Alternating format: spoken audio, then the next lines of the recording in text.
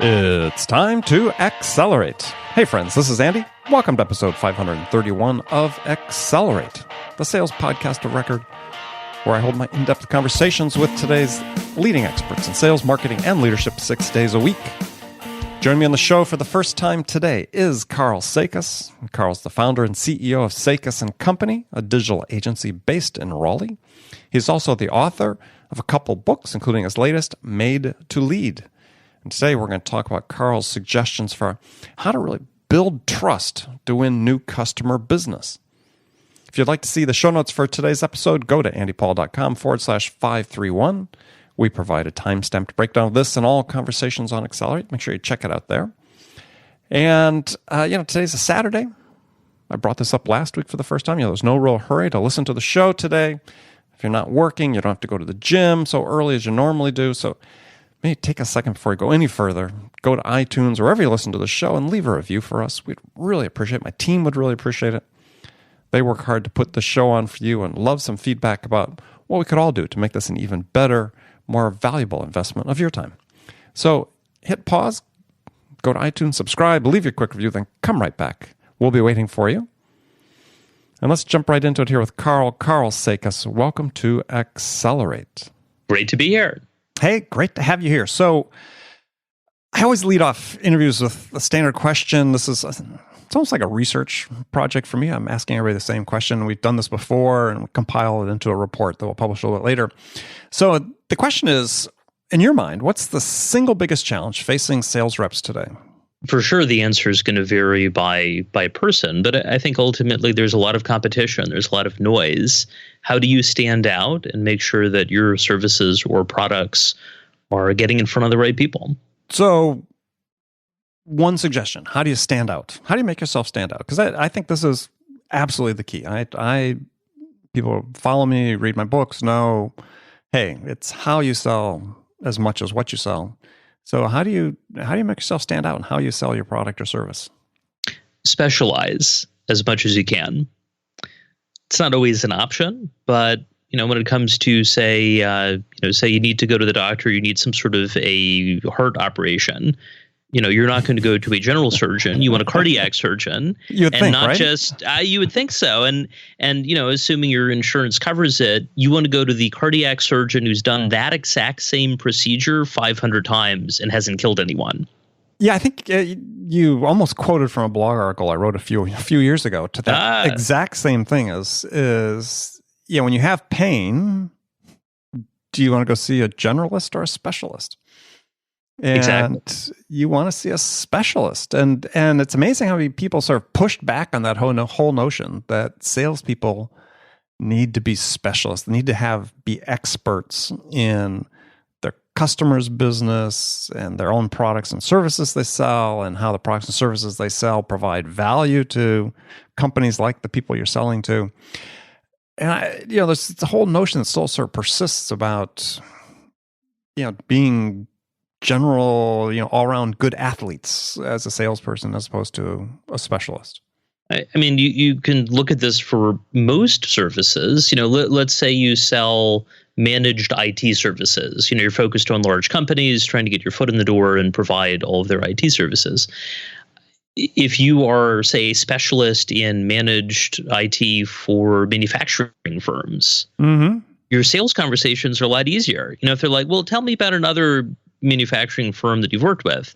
So, well, that's all I work with. Here are a few examples. They were having this or that problem, this or that on the production line, and we helped them sort that out, blah, blah, blah. That's a lot better than saying, well, we haven't worked with a manufacturing firm, but we worked with a law firm and then try to find some way to make that applicable to the manufacturing firm. The sales process is easier. The quoting process is often easier because you're not doing it for the first time. I am a fan of specializing. Yeah, well, I think one of the benefits you really get out of specialization is that it frees you up to think about the customer. To the extent that you're not comfortable with your knowledge about the buyers you're selling to, or you're not comfortable with your knowledge about the product or service that you're representing, then when you're in front of the customer, you're thinking about that. You're thinking about what you don't know more so than how you can help them. I recently did a talk on client service at a professional services client experience conference. And most of my talks are at marketing conferences, advertising associations, things like that. And the organizer had asked me to come in and share my standard client service talk, which is called "Don't Just Make the Logo Bigger: How to Satisfy Your how to satisfy your most demanding clients." Right. And I did a survey beforehand of people in the audience, and it was skewed primarily toward AEC, architecture, engineering, and construction. There were some law firms, there were some accounting firms, and I had adjusted the advice to make it applicable to anyone. You have difficult clients, no matter the industry. Exactly. But ultimately, as an agency consultant, I'm focused just on agencies, typically digitally oriented marketing and creative agencies. And so I was ultimately able to help them answer questions during Q&A about some of their difficult clients. But if I were to say, well, okay, I'm going to start doing consulting for architects, there's that learning curve that makes it harder, even though a lot of the advice would apply. Whereas in contrast, on the digital marketing side, one of my clients had said, I previously worked with this coach. He was good in accountability, but he didn't really know the industry. I had to keep explaining the difference between SEO and PPC to him. And I was like, okay, yeah, I know that. Yeah, I think I can help you with that. Yeah. Well, so let's go back to the title of the article that you wrote, which was a big topic here on the show is trust, how to build trust. And so define what you mean by trust. I mean, we think we know, but I think people have different definitions. In particular, from a sales perspective, do your clients trust that you can solve their problem, whatever their problem may be?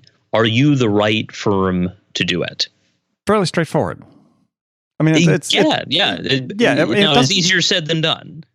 Right, but I think that's really, you've hit it sort of right on the head. Is that when people hear trust, they tend to think more sort of squishy.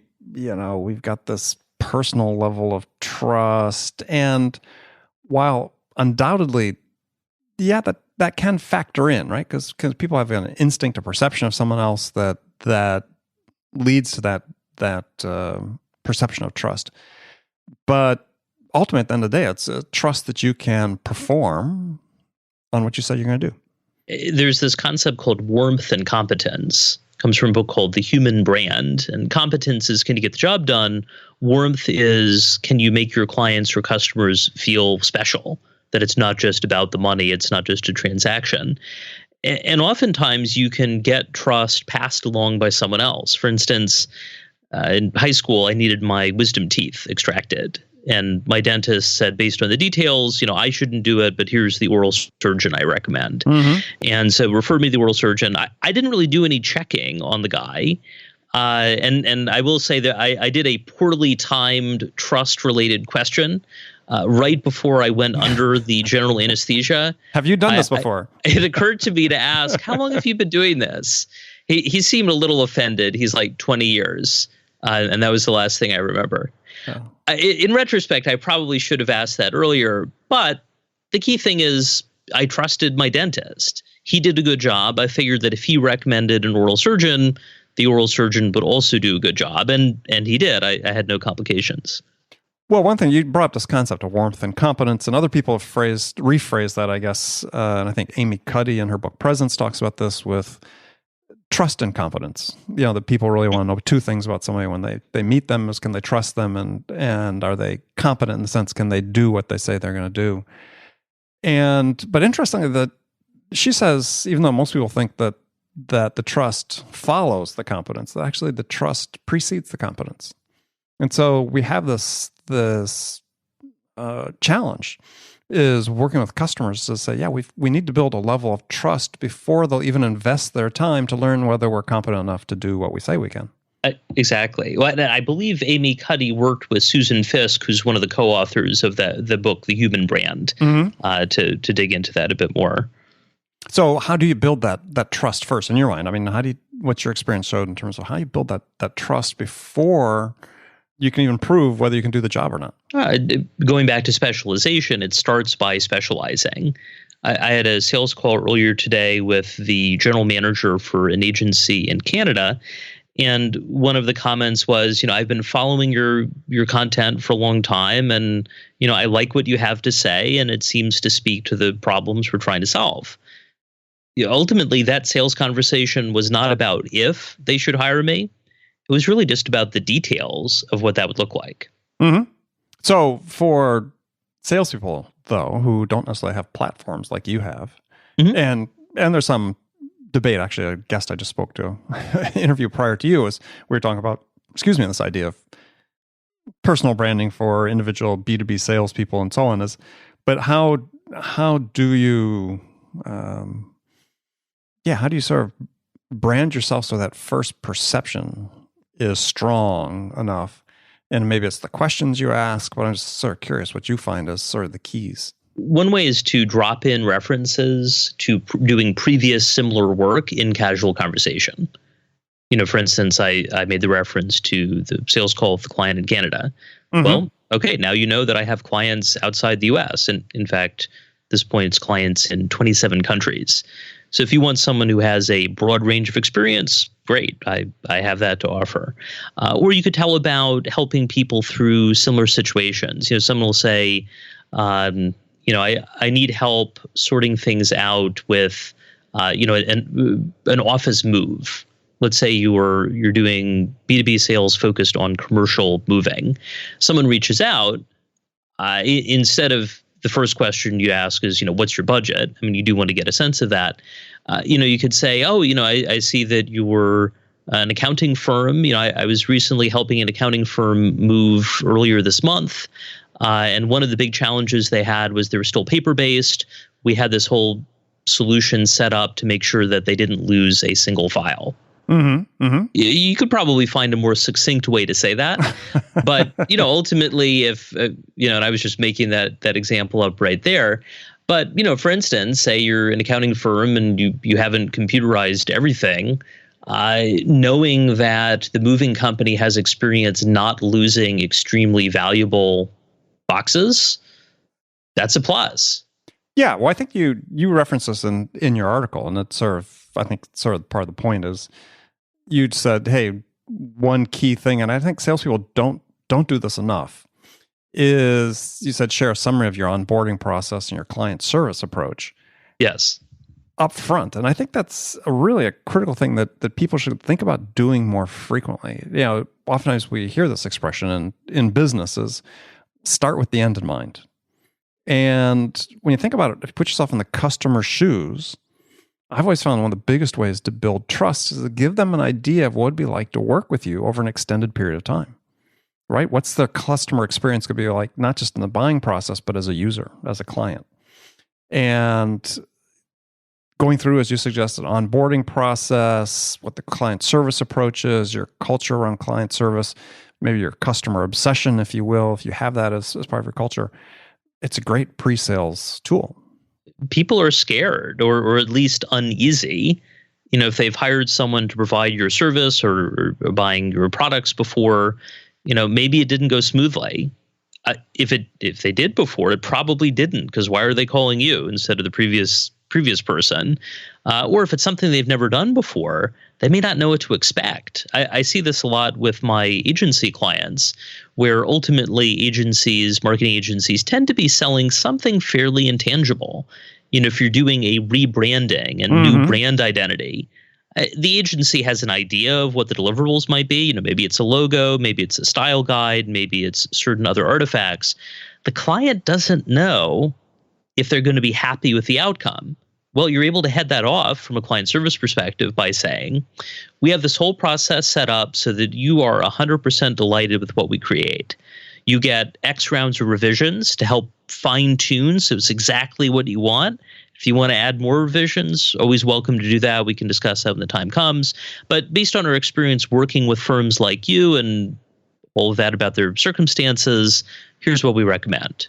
Yeah, I'll just leave people. I think a great way to sort of think about that and call that back to mind is start with the end in mind.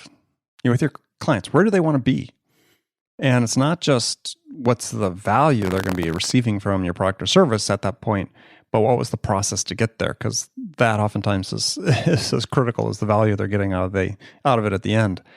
And yeah, share with them what that experience is going to be like. It's a great sales tip. We talked a little about social proof before. You talked about dropping in references to previous similar work. A couple of things that's sort of interesting. One is you said that you sort of like to keep those a little bit anonymous sometimes. So when do you want to actually say who the customer was that you're doing your social proof, and sometimes when do you want to give that sort of general reference story? I would say that depends on your industry. As a business consultant, oftentimes I'm called in when things are going not very smoothly. And so sometimes people don't always want to share. I mean, I have plenty of clients who have shared testimonials, but sometimes if someone were being fully honest about the testimonial, sometimes it might be, I made a series of terrible financial decisions and Karl helped me reverse those. And now I'm not bankrupt. Yeah. I mean, attribute it. That would be an amazing testimonial. Yeah. And I think also, for instance, say you're a divorce attorney, you're probably not going to get tons of testimonials from your clients. It's a traumatic experience for everyone, no matter the outcome of the case. That may be a bit tough. So, you might say, one of our clients who is a small business owner and parent of 2 children, this or that happened, there was infidelity, and here's how we sorted it out, and here's the outcome they saw. Yeah. No, I was just thinking about that example. Yeah, trying to think back. I've seen any TV commercials for family attorneys with testimonials. Not that I know of. I was in Nevada earlier this month for a trip, and I noticed in Vegas certainly a lot of lawyer billboards, and I think my favorite was something like injuredinahotel.com. I was like, wow, that is a long tail search term. But you know what? Someone is going to that website. Oh, I'm sure. This is absolutely a case of what happens in Vegas stays in Vegas, right? Yeah. Yeah, I like that. Injured in a hotel in Vegas. Yeah. Yeah, I just started thinking, I think that we may be surprised how many hits they get. So along sort of the same lines of what we talked about before, is sort of sharing the onboarding process is, and this is one that's, to me, is a huge one, is meeting deadlines and managing expectations during the sales process. I mean, this is the customer's first experience working with you. So if you tell the customer you're going to deliver something on a certain date, deliver it on that date. It's not to mean there aren't times that might be delayed and you have to explain away. Basically, you need to be bringing your A game every time you're interacting with that prospect. Yeah, I mean, because they're going to assume you're on your best behavior right now because you're trying to impress them, you're trying to win the deal. If you miss deadline after deadline now, what's it going to be like to work with you once they're a client and they've already paid their deposit and signed the contract? Yeah, and they're thinking that, right? People are very good at projecting based on initial perceptions. And there's a whole science behind how people project based on perceptions. Study about how people meeting people, potential partners, right? Life partners, romantic partners, are making up decisions about people within the first 250 milliseconds of meeting them. But part of that sort of precognitive processing that's going on is they're projecting out what it'd be like to be married to that person. It's I guess people should be scared of that if they're bad at sales or they're selling something that's not going to go well. And if they're confident about what they're selling and they stand behind it, well, they're in good shape. Yeah, well, I mean, it really speaks to the point that there is no such thing as an unimportant interaction with a prospect. You can't say that, well, this one's less important. This is the first time meeting him. It's not as important as when we do the discovery call or when we present a proposal. And it's just absolutely not true. And that's where the concept of fast failure comes in. Oftentimes, I'll have clients who are focused on sales for their agency, one of their responsibilities, and they might say, I'm just overwhelmed with proposals. This is going to take forever to get through. And as I dig in, it turns out they probably shouldn't have said yes to all of the proposals on their plate. In one case, client had 5 due in the next couple days, and I said, well, let's take a closer look at these. Turned out one of them, his agency, highly unlikely to get. A couple others were kind of a moderate chance. Only 2 of them were really a strong fit based on his agency's work. My advice was, and for some of these were competitive situations, said, you know what, let them know you're not going to be doing a proposal. Now, the ideal is to do that as soon as possible. If someone's not a fit, say no. That's the biggest thing to contradict the perception of salespeople being sleazy. If you say no to an opportunity, you are definitely not sleazy. Yeah. Well, I mean, and exactly, because they may be a prospect again in the future, and they'll respect you if you didn't waste their time, quoting on something that you weren't a good fit for, or they weren't a good fit for your services. So, yeah, absolutely. I'm a huge believer in it. Actually, it's a great time to ask people for a referral.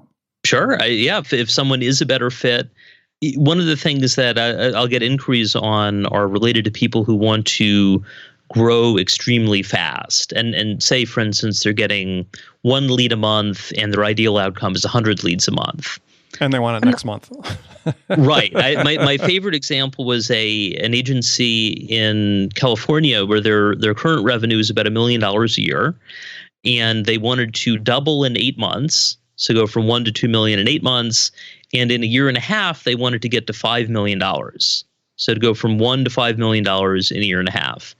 And I said, you really should talk to someone who only does business development as a consultant. Typically I'm helping people where they're already growing fast and they're having trouble keeping up. If you need to go that kind of growth, do someone who's only focused on biz dev. And I also caution them that, I don't know if anyone could do that. I know I can't, but here are a couple people who might, and they can give you a better idea. And they ultimately went with one of them. And did they hit it? My understanding is they have grown. I don't think they quintupled in size in a year and a half. Yeah, and that's a red flag, right? I mean, yes. if you're in sales, and whether you're selling professional services as Karl is, or if you're selling any additional another service or a product, yeah, and the customer's justification for buying something from you, buying a service from you or product, is based on an unrealistic forecast or unrealistic expectation. You may be able to get the deal, but you really have to think very seriously about whether it's worth the potential pain to actually have that business. I'm often advising my clients to watch the movie Glengarry Glen Ross. And, it's most famous for the always be closing scene with the Alec Baldwin character, which is great. My favorite conversation in the movie, though, is where one of the salespeople comes back and he's like, I got a contract finally. And, it's like, turns out who is it? It's this couple that will sign anything and then never follow through. And the comment was, the so-and-sos, they just like talking to salespeople. Yeah. Or alternatively, as I sketched out, is people that say, yeah, I want to double in 8 months. As you talked about that agency before, it's like, yeah, you're just setting yourself up for failure. I mean, you could succeed, but not hit their expectations, right? You could grow 50% and be a fantastic performance in 8 months. Yeah. But if you weren't doubling, then the customer say, yeah, you didn't do what I hired you to do. You're out of here. And then you've wasted a lot of time and opportunity on something that ultimately wasn't going to be successful. So and I've seen that too many times in sales, is the lure of the order is stronger than common sense. And we all make those mistakes. I advise my clients about this, yet 3 years ago, I did it myself, where owner of an agency wanted help creating a client onboarding process. And she described what she was doing now at her agency. And I said, great. And she mentioned she wanted a world-class client onboarding process. What I found once I got started is that not only was it not world-class, which I assumed, currently had no onboarding process. And so I had to reset our expectations to say, we're not going to go from 0 to world-class. we're going to go from zero to much better. And then you're going to have to keep iterating from here, but it's not going to happen overnight. And ultimately, in that particular interaction, the client confirmed I delivered everything as promised, but in her words, she said, "But I want more." Yeah. I think anybody who's been in consulting has probably experienced something similar to that. Yeah. And oftentimes it's an excuse, right? I mean, you could have done a fantastic job, but maybe there's budget reasons, or sometimes the customer is just nuts. I mean, I hate to say that, but I mean, sometimes they are. I mean, I've had more than one client, not many, but at least two clients that are sort of like that seemingly are very, very sane, very rational people during the pre-engagement phase. But then, and even when you're setting the expectations, they seemed pretty good. And then, suddenly once you're engaged, their expectations changed. As I tell my clients, it's not just your interaction with your prospective clients.